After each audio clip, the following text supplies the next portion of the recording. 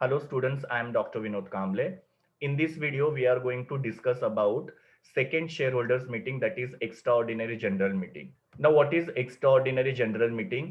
तो कंपनी में कुछ ऐसे स्पेशल मैटर्स होते हैं, कुछ अर्जेंट मैटर्स होते हैं जिनको डिस्कस करने के लिए एक्स्ट्राऑर्डिनरी जनरल मीटिंग जो होती है वो कंडक्ट की जाती है।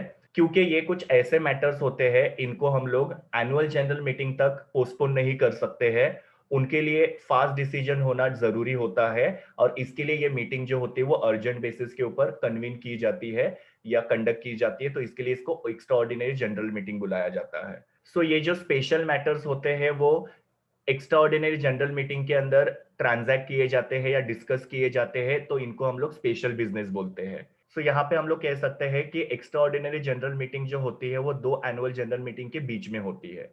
तो इस तरीके से आप लोगों को यहाँ पे याद रखना है कि एक्स्ट्राऑर्डिनरी जनरल मीटिंग जो होती है वो कोई भी कंपनी का स्पेशल या अर्जेंट मैटर डिस्कस करने के लिए कंडक्ट की जाती है। इसके अंदर कुछ स्पेशल मैटर्स डिस्कस किए जाते हैं जिनको स्पेशल बिजनेस बोला जाता है और ये मीटिंग जो होती है वो दो एनुअल जनरल मीटिंग के बीच में होती है।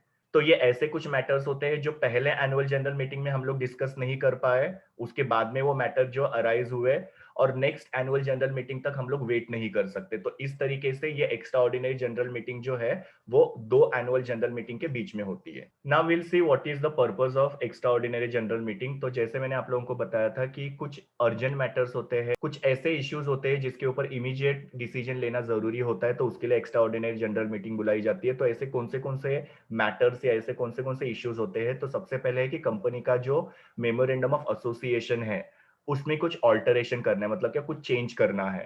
तो हमने देखा था मेमोरेंडम ऑफ एसोसिएशन के अंदर कंपनी का नेम क्लॉज होता है, एड्रेस क्लॉज होता है, उसके बाद में कंपनी का कैपिटल क्लॉज, ऑब्जेक्ट क्लॉज। तो ये सब चीजों में अगर कुछ भी चेंजेस करने हैं तो उसके लिए एक्स्ट्राऑर्डिनरी जनरल मीटिंग बुलाई जाती है। दूसरा है आर्टिकल्स ऑफ एसोसिएशन में कुछ ऑल्टरेशन करना, मतलब आर्टिकल्स के बारे में मैंने आप लोगों को बताया था कि आर्टिकल्स ऑफ एसोसिएशन जो होता है कंपनी के अंदर के सारे रूल्स एंड रेगुलेशंस होते हैं, तो उसमें अगर कुछ भी चेंजेस करने हैं, ऑल्टरेशन करने हैं, तो उसके लिए भी एक्स्ट्राऑर्डिनरी जनरल मीटिंग के अंदर डिस्कशन किया जाता है। देन अगर सपोज किसी भी डायरेक्टर को उसका जो टर्म है वो एक्सपायर होने से पहले रिमूव करना है, उसका अपना कुछ रीजन हो सकता है जिसकी वजह से डायरेक्टर को कंपनी जो है रिमूव कर रही है, तो उसके लिए भी एक्स्ट्राऑर्डिनरी जनरल मीटिंग यहाँ पे कन्वीन की जाती है। फिर बाद में किसी भी ऑडिटर को अगर उसके टर्म एक्सपायर होने से पहले रिमूव करना है तो उसके लिए भी एक्स्ट्राऑर्डिनरी जनरल मीटिंग कंडक्ट की जाती है। और लास्ट में है अगर कंपनी को वॉलेंटरीली वाइंड अप करना है, वाइंड अप करना मतलब बंद करना है, तो उसके लिए भी एक्स्ट्राऑर्डिनरी जनरल मीटिंग कंडक्ट की जाती है। तो ये सारे मैटर जो है इनके ऊपर डिस्कशन करने के लिए और डिसीजन लेने के लिए एक्स्ट्राऑर्डिनरी जनरल मीटिंग के अंदर रिजोल्यूशन पास किया जाता है। ये जो एक्स्ट्राऑर्डिनरी जनरल मीटिंग होती है इसको कन्वीन करने की या बुलाने की अथॉरिटी किसके पास होती है? तो अलग अलग अथॉरिटीज है जो एक्स्ट्राऑर्डिनरी जनरल मीटिंग को कन्वीन कर सकते हैं। सबसे पहले है कंपनी के बोर्ड ऑफ डायरेक्टर्स के पास ये पावर होती है, मतलब कंपनी के जो बोर्ड ऑफ डायरेक्टर्स है वो सब शेयर होल्डर्स को नोटिस भेज सकते हैं और उनको एक्स्ट्राऑर्डिनरी जनरल मीटिंग के लिए बुला सकते हैं। दूसरा है कि बोर्ड ऑफ डायरेक्टर जो है वो मेंबर के रिक्विजिशन पे, रिक्विजिशन का मतलब क्या होता है, रिक्वेस्ट पे एक्स्ट्राऑर्डिनरी जनरल मीटिंग बुला सकते हैं। तो यहाँ पे हर एक मेंबर जो है वो कंपनी को रिक्वेस्ट कर सकता है कि एक्स्ट्राऑर्डिनरी जनरल मीटिंग जो है वो कन्वीन की जा सकती है।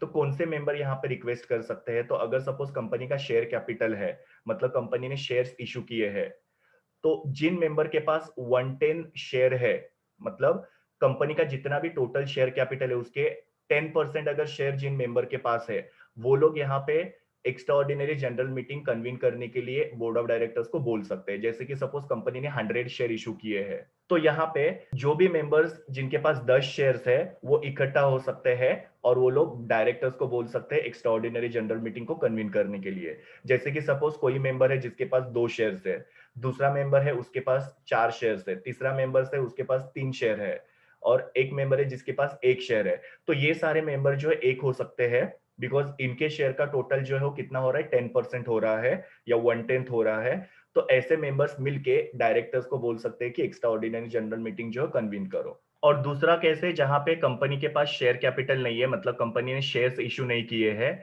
तो उस केस में जो भी मेंबर्स के पास 10% टोटल वोटिंग पावर है वो लोग कंपनी के बोर्ड ऑफ डायरेक्टर्स को रिक्वेस्ट कर सकते हैं एक्स्ट्रा ऑर्डिनरी जनरल मीटिंग को कन्वीन करने के लिए। तो यहाँ पे मेंबर जो है वो बोर्ड ऑफ डायरेक्टर को रिक्वेस्ट कर सकते हैं extra ordinary general meeting convene करने के लिए, और उसके दो कंडीशंस मैंने आप लोगों को बताया है। और ये जो एक्स्ट्रा ऑर्डिनरी जनरल मीटिंग है वो बोर्ड ऑफ डायरेक्टर ने मेंबर्स ने रिक्वेस्ट करने के बाद में 45 डेज के अंदर कन्वीन हो जानी चाहिए। और तीसरा, extra ordinary general meeting convene करने की पावर जो होती है वो रिक्वेशनिस्ट उनके खुद के पास होती है। देमसेल्व्स का मतलब क्या होता है? खुद के पास। और रिक्वेशनिस्ट का मतलब क्या है? जो रिक्वेस्ट कर रहे हैं। तो रिक्वेशनिस्ट जो है उनको बोर्ड ऑफ डायरेक्टर को बताने की जरूरत नहीं, वो खुद ही एक्स्ट्रा ऑर्डिनरी जनरल मीटिंग जो कन्वीन कर सकते हैं।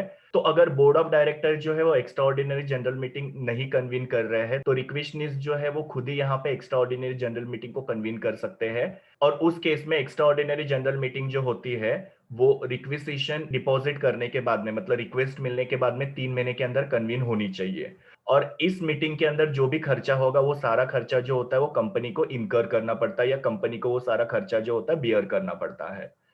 और लास्ट में है, एक्स्ट्राऑर्डिनरी जनरल मीटिंग कन्वीन करने की पावर जो होती है वो नेशनल कंपनी लॉ ट्रिब्यूनल, जिसको एनसीएलटी बोलते हैं, या गवर्नमेंट के पास होता है। अगर सपोज किसी रीजन की वजह से कंपनी जो है वो एक्स्ट्रा ऑर्डिनरी जनरल मीटिंग नहीं बुला सकती है तो एनसीएलटी जो होती है कंपनी को ऑर्डर भेज सकती है और उनको ये एक्स्ट्रा ऑर्डिनरी जनरल मीटिंग जो कन्वीन करने के लिए बोल सकती है। ना एनसीएलटी जो है वो खुद से यहाँ पे एक्स्ट्रा ऑर्डिनरी जनरल मीटिंग बुलाने के लिए कंपनी को बोल सकती है, या फिर कभी कभी डायरेक्टर्स या मेंबर जो होते हैं जिनके पास वोटिंग राइट्स है वो लोग एनसीएलटी को रिक्वेस्ट कर सकते हैं, और फिर एनसीएलटी जो है वो कंपनी को ऑर्डर देंगे और फिर उस हिसाब से एक्स्ट्रा ऑर्डिनरी जनरल मीटिंग जो होती है कन्वीन की जाती है। सो इस तरीके से यहाँ पे एक्स्ट्रा ऑर्डिनरी जनरल मीटिंग जो होती है वो कन्वीन करने की पावर जो होती है वो या तो बोर्ड ऑफ डायरेक्टर्स के पास होती है, या मेंबर जो होते हैं वो बोर्ड ऑफ डायरेक्टर को रिक्वेस्ट कर सकते हैं। जो भी रिक्वेस्टनिस्ट होते हैं, मतलब रिक्वेस्ट करने वाले होते हैं, वो खुद ही एक्स्ट्रा ऑर्डिनरी जनरल मीटिंग बुला सकते हैं। और लास्ट में है नेशनल कंपनी लॉ ट्रिब्यूनल, जिसको एनसीएलटी बोलते हैं, या गवर्नमेंट जो होते हैं वो एक्स्ट्रा ऑर्डिनरी जनरल मीटिंग बुला सकते हैं। अभी एक्स्ट्रा ऑर्डिनरी जनरल मीटिंग के नोटिस का पीरियड और कोरम, इसका जो प्रोविजन है वो एनुअल जनरल मीटिंग के जैसा ही सेम है। जैसे एनुअल जनरल मीटिंग में हमने देखा था कि नोटिस जो होता है 21 डेज एडवांस में भेजना पड़ता है, एक्स्ट्रा ऑर्डिनरी जनरल मीटिंग के अंदर भी सेम प्रोविजन है। फिर हम लोग ने वहां पे एनुअल जनरल मीटिंग के अंदर पब्लिक कंपनी प्राइवेट कंपनी का पूरा कोरम देखा था, सेम यहाँ पे भी कोरम का प्रोविजन जो है वो वैसा ही होता है। तो this was all about extra ordinary general meeting. Thank you students, please do like, share, comment and subscribe to my YouTube channel, and also recommend my channel to your friends. We will meet in the next video.